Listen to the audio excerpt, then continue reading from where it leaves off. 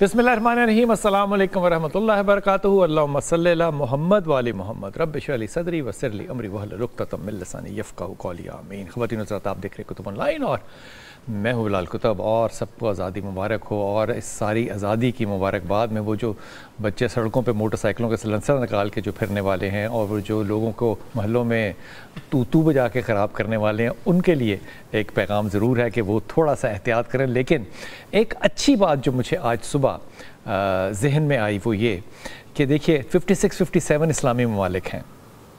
इन तमाम ममालिक में शायद चंद ममालिक हैं जिनमें से सरफ़हरिस्त पाकिस्तान है, जो अपनी सरहदों की हिफाजत अपनी फ़ौज की वजह से कर सकता है और आंखों में आंखें डाल के किसी की तरफ भी देख सकता है। ये एक बहुत बड़ी बात है इस दुनिया में, जहाँ के बाइपोलर से यूनी पावर की तरफ जो है वो लोग आए और अपनी ताकतों के इजहार से, आप देख लीजिए यमन का हाल देख लीजिए, सीरिया का हाल देख लीजिए, शाम देख लीजिए, इराक़ देख लीजिए। ये हालात देखते हुए पाकिस्तान एक इतनी डिटर्मिन्ड फोर्स बना है पिछले 76 ईयर्स में कि मेरे ख्याल में अल्लाह का जितना भी शुक्र अदा किया जाए वो कम है। लेकिन जो बात आज मैं आपसे शेयर करना चाहता हूँ, जिस मौजू पे आज अपने मेहमानों से तमाम से बात करेंगे, ये डॉक्टर रियाज़ अली शाह साहब हैं। लाहौर के अंदर ये बड़ी मशहूर शख्सियत हुआ करते थे। रियाज़ अली शाह साहब का ताल्लुक उस जनरेशन से है जबकि अभी एवोल्यूशन ऑफ मेडिसिन जो है वो हो रही थी और टीबी के लिए मरी के अंदर एक टीबी का हॉस्पिटल बनाया गया था जहाँ पर लोगों को अलग कर दिया जाता था, इलाज नहीं था। तो जिन्ना को मोहम्मद अली, कायदे आज़म मोहम्मद अली जिन्ना को क्योंकि टीबी की आखिरी अयाम के अंदर जो थी वो बीमारी लगी थी, तो वो डॉक्टर रियाज़ अली शाह साहब जो है वो एक जगह फरमाते हैं, वो कहते हैं कि ज़ियारत के अंदर अल्लामा साहब कायदे आज़म मौजूद थे और इंतहाई कमज़ोर थे। और कमज़ोरी का आलम यह था कि ये बात भी नहीं कर सकते थे और अगर बात करते थे तो इनको सांस चढ़ जाता था। तो हमने इनको कहा हुआ था कि आपने खामोश रहना है, लेकिन हम उनके पास बैठे हुए थे, हमने कोई नई दवाई इनको देना शुरू की तो हम उनके तासुरात और दवाई का असर देखना चाह रहे थे। तो मुझे लगा कि कभी ये बात, यानी कि रियाज़ अली शाह साहब को ये लगा कि वो कभी कुछ कहना चाह रहे हैं लेकिन वो हमारी वजह से खामोश हो जाते हैं, फिर कहना चाह रहे हैं। तो मैंने दिल में सोचा कि बड़े फ्रस्ट्रेट हो जाएंगे अगर ये कुछ कहना चाह रहे हैं और नहीं कह पा रहे। तो मैंने हज़रत से कहा कि जना साहब से कहा कि आप फरमाइए आप क्या कहना चाहते हैं। तो उन्होंने जो कहा ये मैं आपको हर्फ ब हर्फ जो है ये पढ़ के सुनाता हूँ कि उन्होंने कहा क्या। कहते हैं कि रियाज से कहते हैं कि तुम जानते हो जब मुझे ये एहसास हुआ, ये डॉक्टर रियाज़ अली शाह से बात करें, तुम जानते हो जब मुझे एहसास होता है कि पाकिस्तान बन चुका है तो मेरी रूह को कितना इत्मीनान होता है।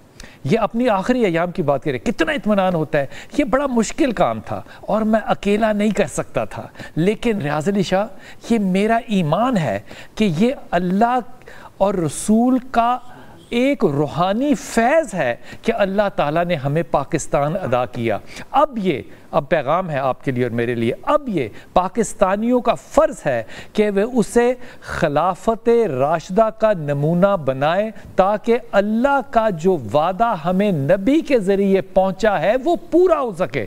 मैं हैरान हो गया ये जुमला पढ़ के कि हमारे अक्सरियत लोगों को शायद ये रवायत जो है रसूल पाक सल्लल्लाहु अलैहि वसल्लम की इल्म ना हो और जिन्ना को इस बात का इल्म था।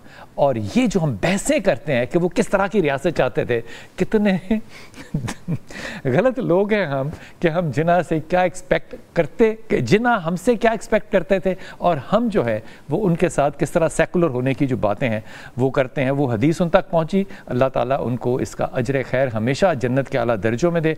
आज बात करेंगे जनाब हम उलमा इकराम का वो किरदार जो कि 76 सालों में हम तक पहुँचा है, मुस्बत है नहीं है, कैसा है, इस पे बात करेंगे। जनाब डॉक्टर ज़ियाउल्लाह शाह बुखारी साहब हमारे साथ। अस्सलाम वालेकुम डॉक्टर साहब, खैरियत से हैं डॉक्टर साहब? ये बात कभी सुनी हुई थी डॉक्टर रियाज़ अली शाह साहब का वाक़या? बड़ी खूबसूरत बात, खुदा के साथ मेरी आंखों में आंसू आ गए जब आपने मुझे रुला दिया। क्या बात की है जिन्ना ने। और जनाब डॉक्टर राग़िब नईमी साहब है। डॉक्टर साहब अस्सलाम वालेकुम, खैरियत से हैं डॉक्टर साहब? और जनाब इंतहाई मोहतरम ताहिर शरीफ ज़ादा साहब हैं। डॉक्टर साहब अस्सलाम वालेकुम, खैरियत से हैं? अगर आप इजाज़त दें तो राग़िब नईमी साहब से शुरू कर लूँ मैं बात को। राग़िब साहब, पाकिस्तान बनने के अंदर एक रोल जो था उस पर हम बहस नहीं करेंगे। हम 76 सालों में बहस करते हैं कि इसमें जो रोल है उलमा इकराम का, मशाइख का, वो कैसा रहा है। ये बात मद्देनज़र रखते हुए कि इकबाल को भी इलामा इकबाल कहते हैं وہ بہت سے لوگوں کو اس پہ اعتراض بھی ہے، لیکن وہ علامہ اقبال ہیں. اب مودودی صاحب کے رول کو کوئی ڈینائی نہیں کر سکتا، ڈاکٹر اسرار صاحب کے رول کو کوئی ڈینائی نہیں کر سکتا، جتنی بڑی کنٹریبیوشنز ہیں. آپ کے خیال میں ان 76 سالوں میں جو ہمارے علماء اکرام ہیں، ان کا پاکستان میں کنٹریبیوشن کیا ہے؟ بسم اللہ الرحمن الرحیم. بڑا اہم سوال ہے، لیکن اس سے پہلے نا ایک چھوٹی سی بات عرض کرنا. جی بسم اللہ. جو میں فیل کرتا ہوں، کنٹریبیوشن کو ہم ایک طرف رکھتے ہیں. جی. پاکستان بننے سے پہلے 90 سال ہم برطانوی ہند میں رہے. جی. برٹش رول تھا 1857 سے لے کے 1947 تک. ان 90 سالوں میں علماء نے اپنے آپ کو مقید کر لیا اپنے خانقاہوں میں، مدرسوں میں، تاکہ وہ سمجھتے تھے کہ اپنے تئیں کہ ہم نے نا اسلام کو شاید اس طریقے سے پریزرو کرنا ہے، کیونکہ برٹش رول تھا اور بدیسی آقاؤں کے تحت. ایک اور بات بھی ہو سکتی ہے کہ علماء نے سوچا ہو کہ ہم حاکم کے خلاف نہیں جائیں گے. اچھا یہ بھی ہے، اس میں بھی کنٹروورسی تھوڑی سی آتی ہے. اس کا جو شاخسانہ ہے نا ہمارے سامنے، وہ جو افغانستان کی طرف ہجرت کا ایک چند علماء کا جو تھا کہ افغانستان کی طرف ہجرت کر جائیں، کیونکہ یہ والا جو خطہ ہے یہ خطہ مسلمانوں کے لیے اب رہنے کے لیے قابل نہیں ہے. اور پھر ہم نے اس کا نتیجہ بھی دیکھا کہ افغانستان کی طرف ہجرت ہوئی اور لوٹے پوٹے وہاں سے واپس بڑے صغیر پاک و ہند میں لوگوں کے قافلے آئے. اور اسی دور میں کچھ علماء کا یہ کہنا بھی تھا کہ بے شک یہ دارالاسلام نہیں ہے یہ، لیکن دارالکفر بھی نہیں ہے اس سینس کے اندر کہ ہم ہجرت کے اس طرح کے عمل کو اڈاپٹ کریں.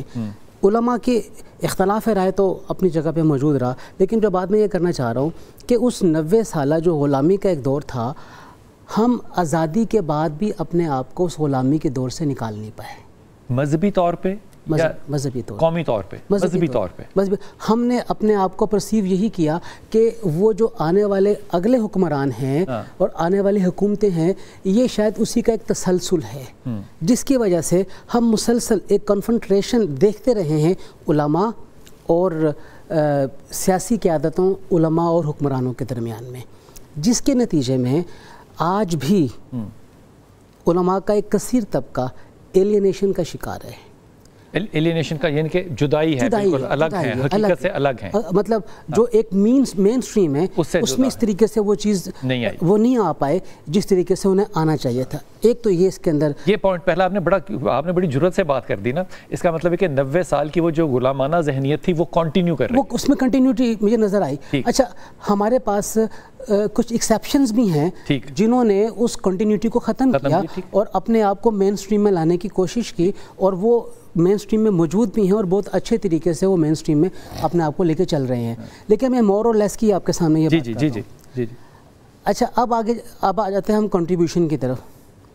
علماء کا ہمیشہ رول یہ رہا ہے کہ وہ اس بات کی طرف رہے کہ قائد اعظم محمد علی جناح اپنی گفتگو اور تقاریر میں جس اسلامی ریاست کے قیام کی بات کرتے تھے، جس قرآن کریم کو آئین بنانے کی بات کرتے تھے، ابھی آپ نے خلافت راشدہ کے حوالے سے بات کی اور اس کے حوالے سے بات کرتے تھے، بلکہ یہاں پہ میں پیر جماعت علی شاہ صاحب علیہ رحمہ کا ایک بہت خوبصورت ایک واقعہ بھی میں یہاں پہ کوٹ کرنا چاہوں گا کہ آپ نے قائد اعظم محمد علی جناح کو ایک قرآن کریم، جائے نماز اور تسبیح تحفے میں بھیجی.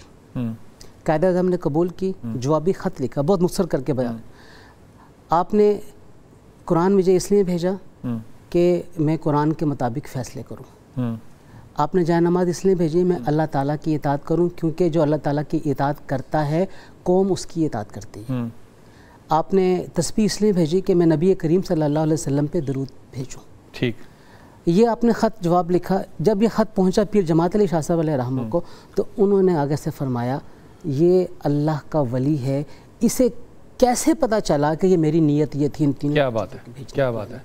تو علماء کا قائد اعظم کے ان تمام خطبات کے نتیجے میں یہ رہا ہے کہ یہ پاکستان قرآن، نبی کریم صلی اللہ علیہ وسلم کی سنت اور وہ جو ایک اسلامی نظام ہوتا ہے اس کا یہ سارا اس وقت آئے گا نا راغب بھائی کہ جس وقت ریاست قائم ہو جائے. لیکن آزادی کے لیے تو آپ کو تلوار چاہیے نا. لیکن آپ یہ دیکھیے جب آپ آزادی کی بات کرتے ہیں وہ ہم آزادی میں نہیں جاتے. آپ نے تلوار کی بات کی ہے نا. دیکھیے تلوار کی بنیاد پہ پاکستان نہیں بنا ہے. پاکستان تو برطانیہ کی پارلیمنٹ میں اس ایکٹ کے نتیجے میں مارز وجود میں آیا جو انہوں نے تقسیم ہند کا بنایا، جس کے نتیجے میں 2 آزاد ریاستیں پاکستان اور انڈیا الگ الگ مارز وجود میں آئیں۔ تو حقیقی طور پہ دیکھیں، اگر وہ ایکٹ نہ آتا، کیونکہ برطانوی ہند تو ایک صوبے کی طرح تھا برطانیہ کے لیے، تو اس نے اس کو اپنے سے جدا کرنا تھا، اور وہ بغیر کسی آئین اور قانون کے نہیں کر سکتا تھا۔ شامل کروں